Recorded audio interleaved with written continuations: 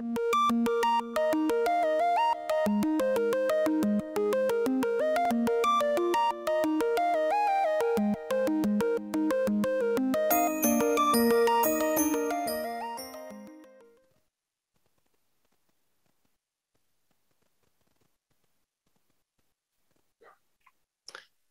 everyone. My name is Kathy McHugh. I'm a senior scientist here at D-Wave, a principal scientist in the benchmarking team. And I'm here to talk today about why D-Wave is bullish on quantum annealing. And you've all heard the big news. D-Wave is going to venture into started a program in developing a gate model technology. And I just really want to make it clear on behalf of the company that this doesn't mean that D-Wave is abandoning quantum annealing and the quantum annealing program. We believe that quantum annealing is the better quantum approach for solving optimization problems today, and that it will continue to be the better quantum approach into the future. And my talk today really is about explaining why that is. And so specifically, I'm going to talk about a comparison of the quantum annealing algorithm as implemented on quantum annealing hardware by D-Wave as compared to the quantum approximate optimization algorithm known as the QAWA and its generalization, the more general version known as variational quantum eigensolver algorithms, which are implemented on gate model machines, built by many companies. I really will only have time to talk specifically about QAWA, but many of the remarks I make will refer to be true for variational quantum eigensolvers as well. So specifically then, we're going to focus on comparison of the QAWA, the quantum annealing algorithm on quantum annealing hardware and QAWA, sometimes VQE, on gate model hardware. And these remarks don't necessarily apply to other applications outside of optimization. They don't apply to other quantum algorithms, and they don't apply to other gate model gate model technologies in general. This is a specific algorithm to algorithm comparison. So here's what we're going to talk about. I'll give a brief overview of how these two approaches to optimization work. And I'll give a literature review, really, of what's known about performance of quantum annealing and QAWA on current quantum hardware that's available today. And then we're going to venture into predictions about the future of quantum computing. So that should be interesting, I'm sure. So how they work. Most attendees at Qubits probably know that in order to solve a problem by quantum annealing, you transform that problem into a QUBO or an Ising model formulation that can be mapped directly onto the qubits and couplers. It's represented by a graph as shown by the red dots and lines. It gets mapped directly onto the qubits and couplers in the hardware. And a Hamiltonian is applied to all of the qubits at once that cause them to change their state, change their ground state to a ground state that aligns with the problem that you're trying to solve. And so that transition is called the anneal, and it's basically controlled by these two curves you're seeing here. The red curve is high and then it goes down over time, and the blue curve is low and it goes up over time. And those are called the anneal paths. And so the QAWA algorithm was basically designed to sort of mimic this annealing process, only with an implementation that's possible on a gate model system. So you imagine now the qubits in your circuit start out in their red initialized states. And this is my lame attempt at drawing a gate model circuit. But you apply a circuit that is going to transform the values of the qubits. And in the QAWA algorithm, there's a parameter P that tells you how many iterations. So in this picture, there's 3 iterations, P equal 1, P equal 2, P equal 3. And each iteration has associated with it 2 parameters, beta and gamma. And they're basically modifying the circuit each time. And they're meant to mimic the red curve going down and the blue curve going up that you see in a quantum annealing system. So if you have three iterations of Quawa, then you're going to have three pairs, beta 1, beta 2, beta 3, alternating with gamma 1, gamma 2, gamma 3. And the betas go down and the gammas come up. And you can think of this as a step function approximating the smooth anneal curves by alternating between the two. As P increases, one expects that the approximations you're getting from this algorithm are going to be better quality solutions. And if P goes all the way to infinity, then you approach the smooth anneal path that you get in quantum annealing. So that's basically how they work. And since we're talking about approximation algorithms and optimization, there's a concept of approximation. Instead of getting exactly the perfect solution every time, one kind of expects to see approximate solutions and not necessarily optimal every time.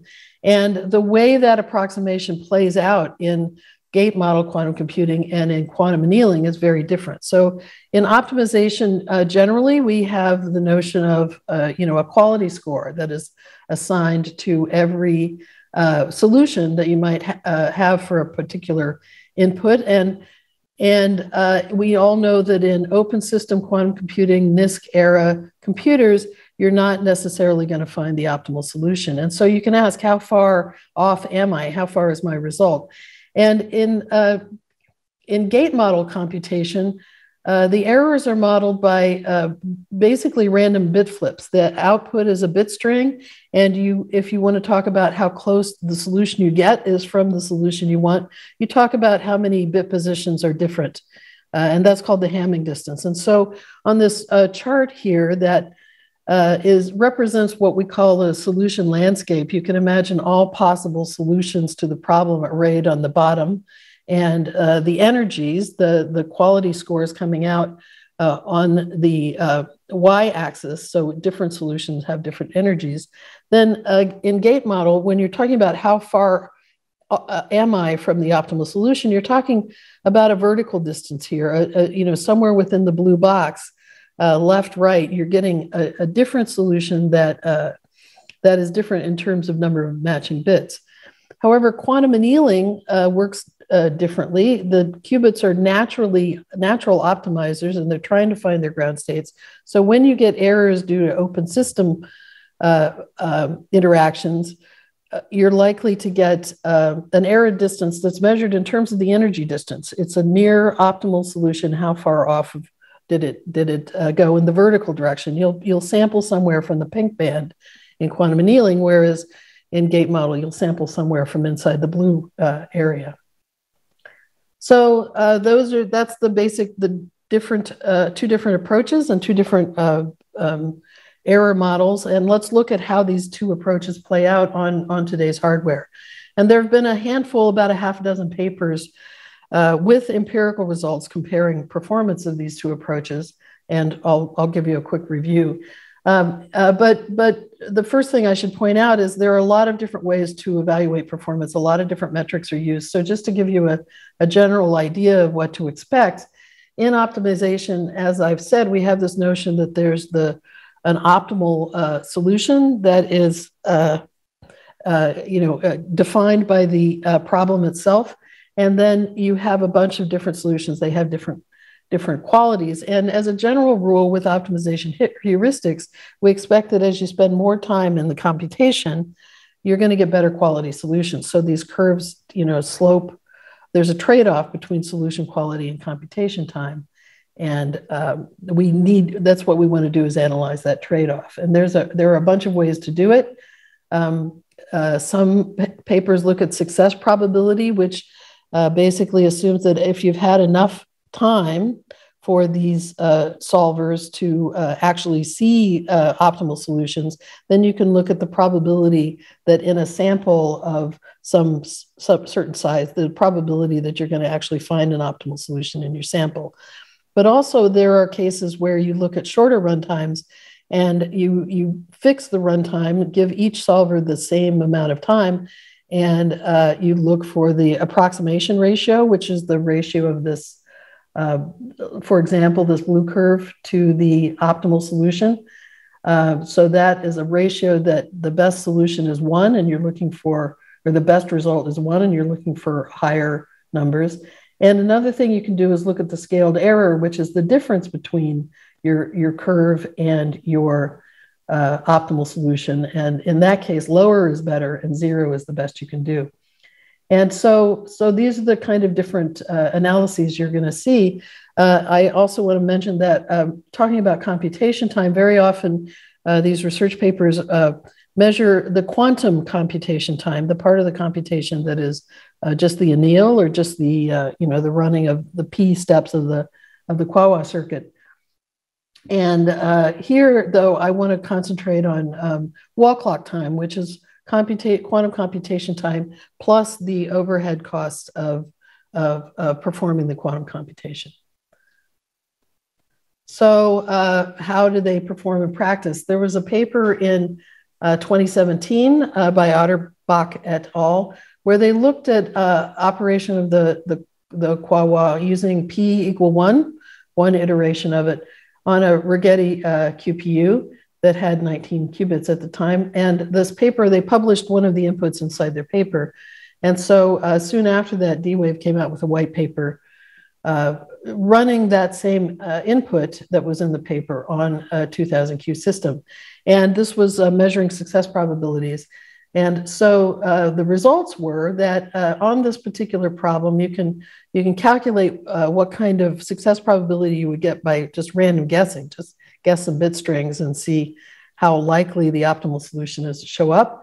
And that probability, that success probability was 0.00038%.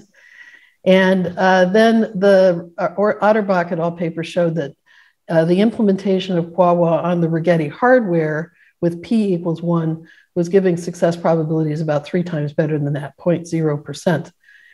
And they also ran Quawa on a simulator. This is a classical computation that simulates the quantum computation under the assumption that you have an ideal, noise-free, perfect environment, such as you might get if you're in a post-NISQ era when you have an error-corrected quantum system. And they observed that with the assumption of a noise-free system, you could get success probabilities about 10 times better than on the hardware. And then the other paper ran the same problem on a D-Wave 2000 Q and is getting success probabilities of 99.6%.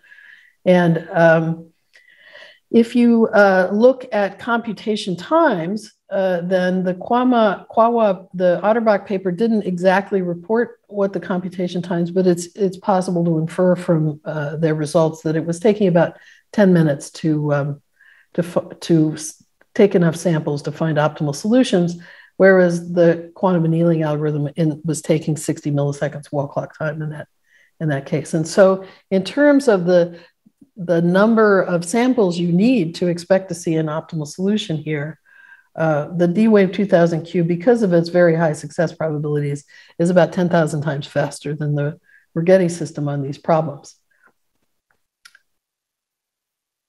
All right, so then in just earlier this year, there was another paper published by the group at the University of Jülich University in Germany, looking at a comparison of a D-Wave 2000 Q system and an IBM Melbourne, the IBM Melbourne computer, which has 16 qubits.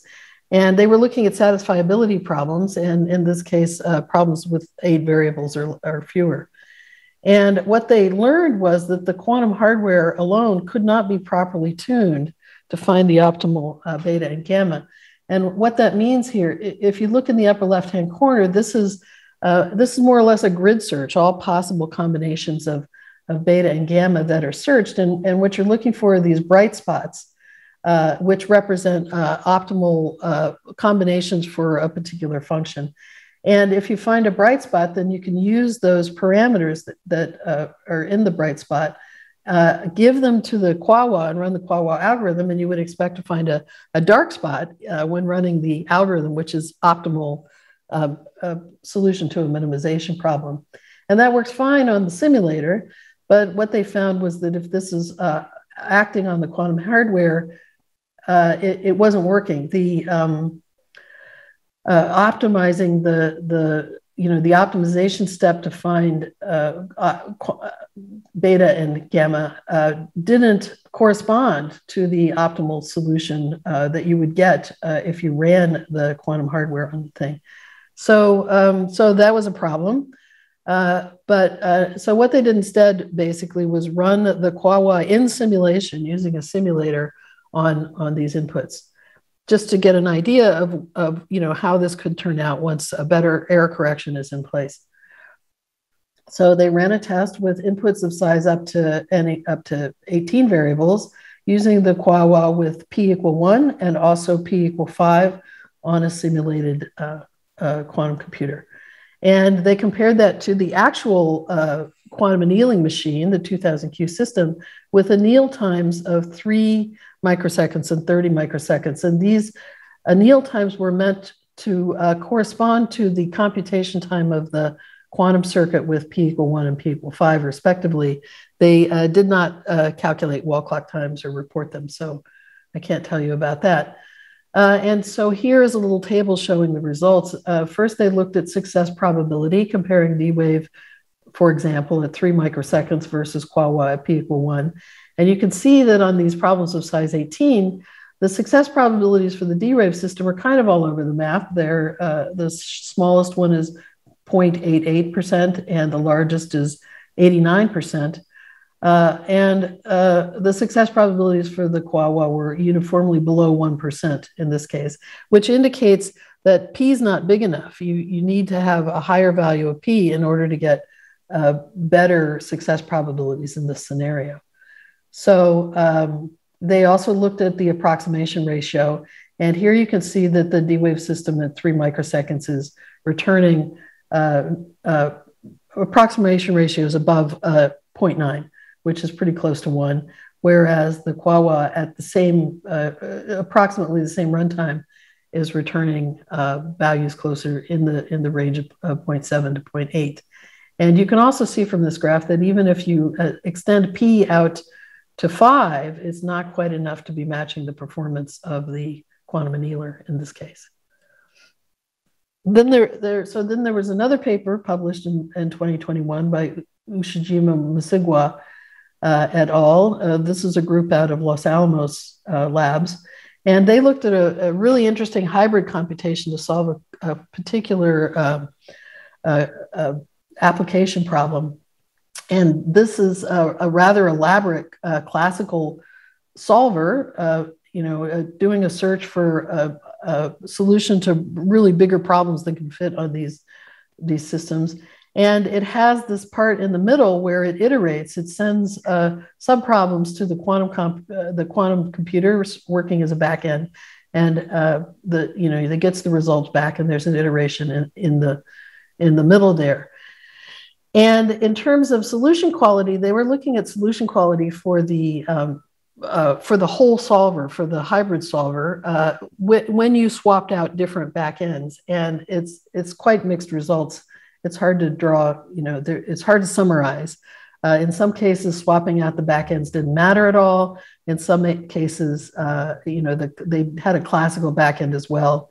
And so it's hard to summarize, but they did observe that quantum annealing with 60 variables is better than quantum annealing and the Quawa with 20 variables. And they also noticed that QA needs fewer iterations in this iteration step to converge to good quality solutions. And in terms of wall clock times, they did a really interesting thing. At the time, this IBM Poughkeepsie system was online, but it's not a real-time access. You basically submit your job, it sits in the queue, and you wait a day or two, and it comes back with all of your results. And so when the results come back, it didn't say how much time was spent in the process of optimizing these parameters, beta and gamma. And so the authors of this paper did a careful analysis to try to estimate based upon different tests, separate tests, how much time it was taking to do that, to perform that optimization step. And they came up with an estimate that said for 60 iterations of the hybrid algorithm, which is about a middling sized problem, the Quawa was needing 30 hours of computation time in order to set up the beta and gamma values. And in contrast, the quantum annealer, in all of the tests that were performed, even the ones that took a lot more iterations, never needed more than 15 seconds of wall clock time to do its job. So in this context, in this framework, just comparing these two numbers, the 2000Q is running about 1,800 times faster to give, sometimes better results. And I don't have time to go through all of these results, all of these papers, but there have been other tests of all of the quantum annealing systems available and all of the gate model implementations of Quawa and other indirect comparisons. This talk has a reference list at the end, so you can follow up and read these papers yourself. But overall, there is, I don't know of any counterexamples to the claim that quantum annealing gives you better quality solutions in much less computation time when you're measuring wall clock time. And that pretty much says that if you want to solve an optimization problem using quantum computation today, then quantum annealing is the only viable choice. So what about tomorrow, the future of Quawa? Well, we can go to the literature. There's quite a bit of literature, theoretical literature about the Quawa algorithm and how it performs. And you read these papers, and there's a lot of reason to be optimistic that Quawa can perform well. There's always the idea that eventually we'll get past the NISQ era and quantum error correction will be possible. And so there's the possibility, there is the potential for making use of and exploiting error-corrected quantum computation. I have an asterisk here about perhaps looking forward, because unlike most gate model algorithms, there aren't any overriding theorems that say that Quawa is guaranteed to give you better performance than classical algorithms at solving these problems. Another reason for optimism about Quawa is that it's implemented in software, really, not hardware. And that means that these parameters, P, beta, gamma, can be optimized for each input. There must exist an optimal way to combine them together, and you can tune your solver to those inputs and hope for great results. And there have been isolated results here and there on particular types of random problems, suggesting that Quawa can do a decent job and find decent approximations, even at very small p equals 1. And so this is an idea about shallow depth circuits having the potential to give you some good results. And because we're talking about optimization in the real world, many real world applications and use cases tolerate approximate solutions. So if you've got a solver that gives you approximate solutions quickly, then this is a promising near-term use case. Now, the thing about these results, though, is they don't consider everything. They don't consider they usually, as is typical in theoretical complexity theory work, they assume ideal noise-free computation, and that means you have error correction or you're running on a simulator. And they don't consider the overhead cost of using the quantum system. There have been some more recent analyses that have considered these factors, and they're starting to appear and cast doubt on the real viability of using these approaches to solve problems. For example, there's a paper by Sanders et al. That came out last year that looks at the circuits you would have to build for several optimization approaches, including the Quawa and the VQE methods. And they basically say that it doesn't matter which of these solvers you use, there's going to be a common subroutine that requires a certain type of circuit, and that circuit is going to be repeated. And from that kind of observation, you can talk about lower bounds and the overhead cost of error correction. And so what they say is that if you look at this graph, there's this orange curve on the bottom here that has a certain kind of scaling, and that's your quantum computation, your quantum algorithm. And then there's a blue curve here that is your classical scaling.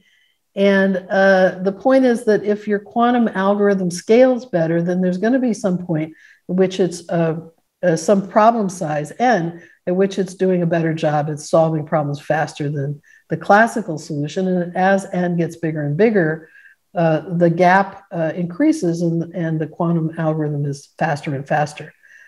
But what this paper shows is that if you include the cost of overhead, and that's what we're seeing with this dotted line here, the overhead of implementing error correction, then there's not going to be that crossover point. It's going to take forever. In any practical sense, you're going to need problems much too big to be considered feasible in order to see any quantum speed up. And in particular, they said on a particular problem that if you have inputs of size around a few hundred, then the classical solution, a simulated annealing solution, takes about 4 minutes to solve this. And the quantum computation alone can compete, but the quantum computation plus error correction is going to need 1 million qubits and take about a day of computation time. So the quantum, the speed up from the quantum algorithm, if it is no more than quadratic, and in this context, nobody I know of is proposing otherwise, then that quadratic speed up is just simply not enough to overcome the price of overhead here in using this system. And recently, similar results have appeared with this, pointing out the same problem with the overhead costs of optimizing beta and gamma. There was a paper earlier this year published saying that it's NP hard to find optimal beta and gamma for a given problem. And this is independent of the hardness of the original problem you're trying to solve. And also it's known that there can't be an efficient approximation of finding beta and gamma approximately. So this means that in order to solve an NP-hard problem, the Quagga algorithm is going to start by having to solve P different NP-hard problems just in order to get started on the main problem. So that's quite a bit of overhead. And furthermore, a completely different argument talks about these barren plateaus that arise. And it says that if P is increasing with N, then the landscape, I talked about these solution landscape, where you're searching for your optimal beta and gamma tends to flatten out exponentially quickly. And so instead of having these nice gradients where your heuristic solver can look for downhill and try to find an optimal solution, your heuristic solvers are going to be walking around on a very flat landscape, and kind of puts the kibosh on the idea that you might use local search heuristics anyway to efficiently solve these problems. There are other results saying that even though P shows good performance on some inputs, it's not always going to be the case, and P must increase on some problems. And so collectively, all of these recent results are kind of discouraging to those who are hopeful about the effectiveness of Quagga. It is true that theoretical results deal in worst case bounds and asymptotic performance and guarantees of good solutions, or optimal performance and so forth. And it is still possible that despite all of this discouraging, daunting theory, that the thing could still work as a heuristic. And so, maybe there are some cases, some inputs, some scenarios where it might be possible to get past these objections. So the question remains, is Quagga still viable as a heuristic? And that really is where the current research effort is focused on, finding ways to mitigate barren plateaus, finding ways to find good approximations on some inputs, even if it can't be guaranteed. And this is ongoing work. There are examples for and examples against the viability of this approach. And the jury is out. The work is ongoing. It remains to be seen what the consensus will be. I would point out, though, that as far as I know, all of this work about heuristic performance is done using Quawa in simulation. And so it's sort of assuming that we're in an error-corrected scenario using noise-free or greatly noise-reduced quantum gate model systems. And we've already seen, in these other papers that the performance on the actual quantum system does not match performance on the simulator. And we've also seen that the idea that there is a future for Quawa in a gate modeled system is in a gate model optimized error corrected system is prospects are not good at this time. So that's kind of why I for one am skeptical that this method is ever going to be viable in a practical quantum computation scenario.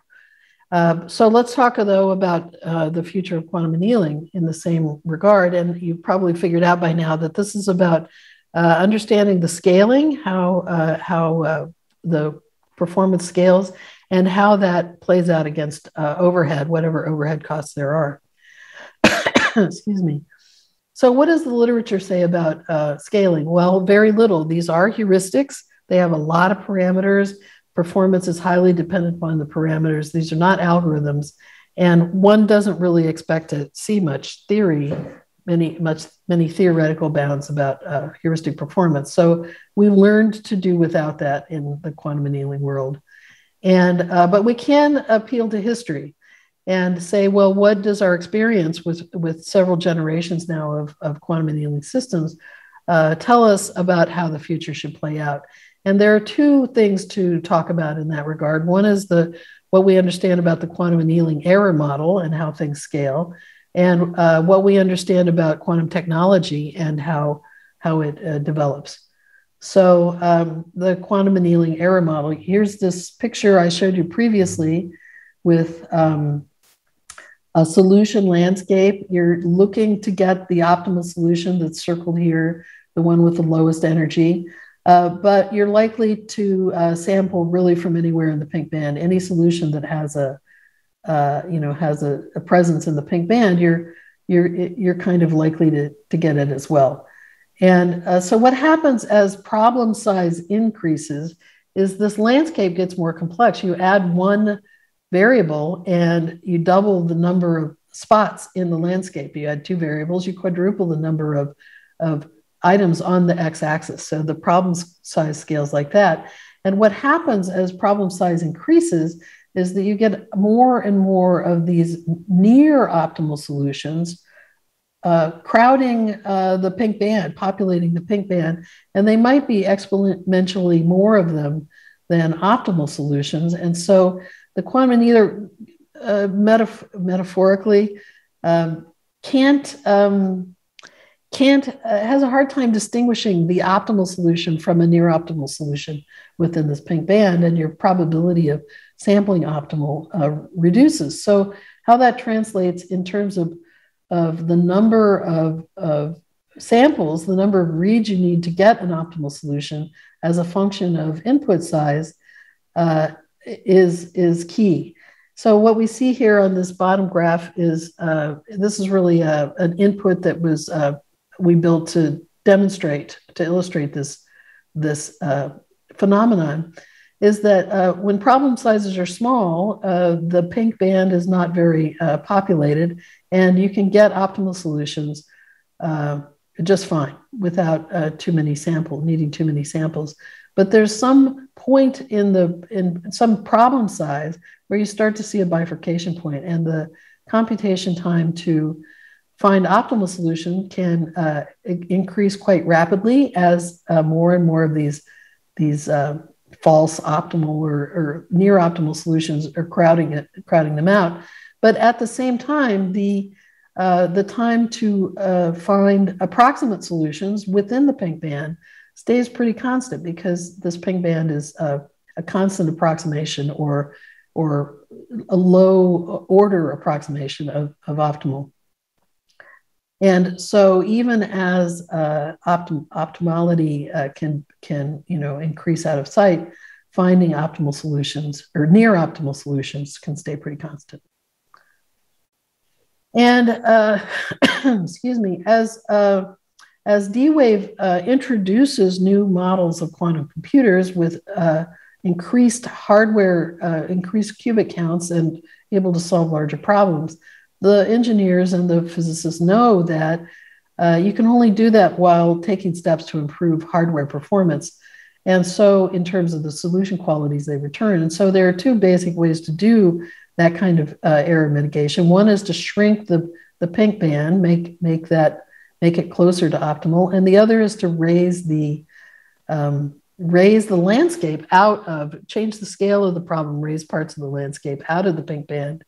And so there's less contention with the optimal solution in there.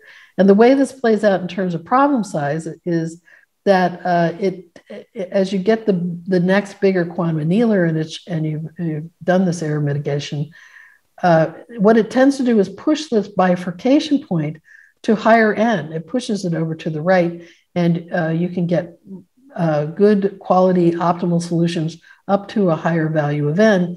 And then the slope of the curves after that bifurcation point tend to be lower than they were in the previous model computation in quantum computers. So that's how error mitigation works. It doesn't necessarily change the asymptotic, as n goes to infinity result, but what it kind of does is pushes asymptopia, kicks that can further down the road, and you see optimal solutions on larger problems. So you can read this in the literature. Over the years, as D-Wave has come out with new models, one kind of remarkable passage from a paper by Denchev et al. In 2017, they were comparing performance of a D-Wave 2X based to their predictions of how it would perform based on a D-Wave 2 from the model from the previous year. And what they found was that in this particular test, they predicted a certain performance from the D-Wave system based upon that earlier system. And they found that it was actually 10 times faster in terms of the number of samples you need, or 10,000 times faster. And this was because of improvements to the technology. So they kind of have a warning for others trying to extrapolate performance of the system, because it doesn't tend to be very accurate. So that's how we think things are going to scale. And we also have to consider then the overhead costs of quantum annealing.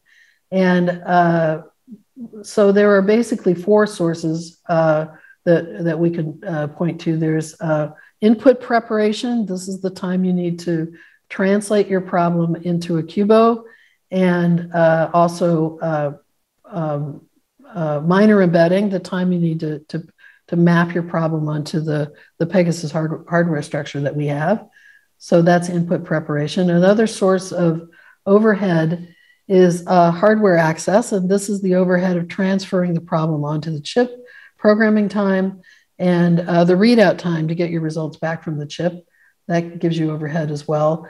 There is, of course, since this is an online system available in the cloud, some overhead associated with internet access and just waiting in the queue.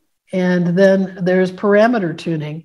And that's definitely the choice of the user, but there are parameters that can be tuned.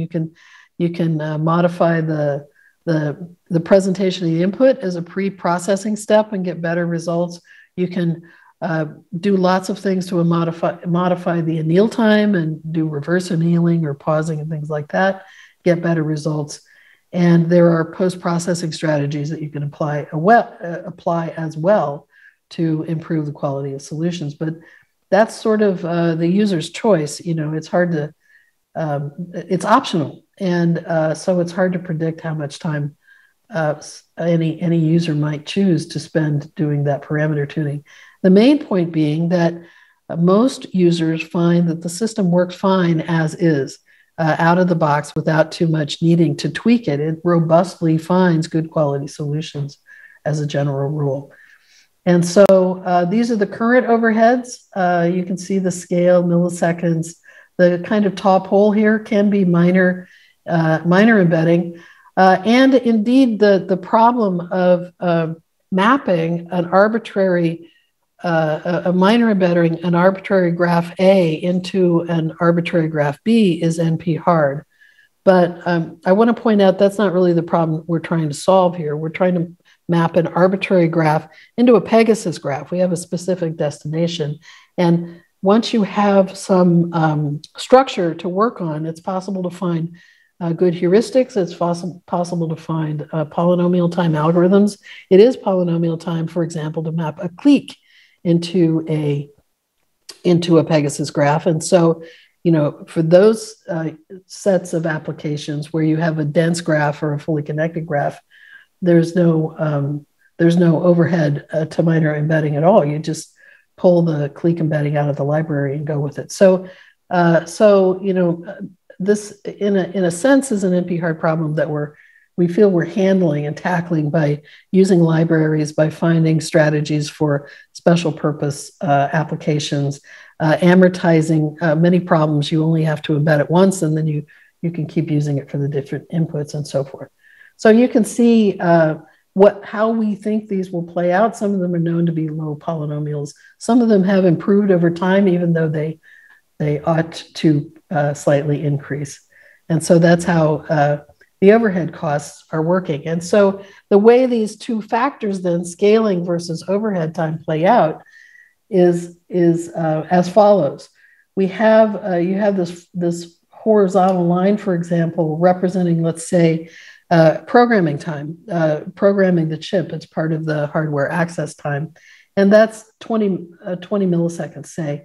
And so when the problem sizes are small, when we're trying to solve small problems, small enough to fit on the chip, in previous generation computers, the classical algorithms can solve these small problems with their nanosecond scale instruction sets in milliseconds, in less time than it takes to program the chip. And so there's kind of, when the problems are too small, there's no way. We know we can't beat classical because of this overhead cost. And I have drawn here sort of two examples of classical solving a hard problem. This is the upper blue curve, and classical solving an easy problem. That's the lower blue curve. There is a lot of variation. It depends a lot on the input, how the classical algorithms are going to behave. So in previous generations, we haven't been calling any press conferences announcing quantum advantage widespread on everything because of these overheads. It's been exactly these overheads that have been holding us back. On current generation systems, the 2000Q and the Advantage system that we currently have, we're starting to see some cases, some isolated cases, where even including the overheads, the quantum computation is faster than the classical computation. There are glimpses here and there. Users are reporting some cases. There's still a lot of problems that are just still too easy to solve, and classical computation is plenty fast. And we're really waiting for the future generations, which will have higher qubit counts, higher connectivity, be able to hold much larger inputs with their variable counts. And that's where we're hoping and expecting to see more and more of the problem space for optimization fall within this range where the quantum computation is giving you better performance, better solution qualities in the same amount of runtime. So that's about it. I just want to go over the takeaway, which is on systems today. It's pretty clear that the quantum annealing hardware and software that we have far outperforming Quahua. And I gave you some reasons why Quahua in the future doesn't is starting to look like there's going to be a lot of obstacles to making this be a practical solution, quantum solution. And in terms of the future of quantum annealing, we feel we have a good handle on scaling and a good handle on overhead. And the hybrid solvers are there to get you to the future more quickly. Thank you very much. And if you have questions, feel free to send me a direct message in the Qubits chat room system.